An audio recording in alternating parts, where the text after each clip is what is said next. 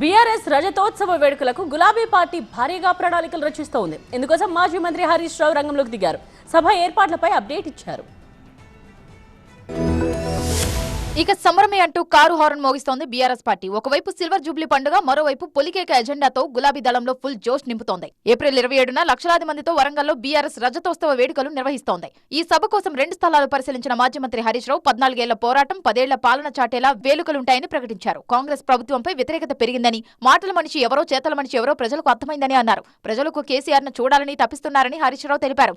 MLC ఎన్నికలు తమ పాలనకు రెఫరెండం అన్న రేవంత్ దమ్ముంటే రాజీనామా చేయాలని సవాల్ చేశారు. గత చరిత్రలో గ్రాడ్యుయేట్ ఎమ్మెల్సీ ఎన్నికల్లో ముఖ్యమంత్రులు ప్రచారం చేసిన చరిత్ర ఎప్పుడు లేదు. ఫస్ట్ టైం రేవంత్ రెడ్డి 3 జిల్లాల్లో పోయి మీటింగ్ పెట్టిండు. పెడితే కూడా ప్రజలు నిన్ను ఓడించిండ్రు, నువ్వు ఆత్మవిమర్శ చేసుకో ఫస్ట్.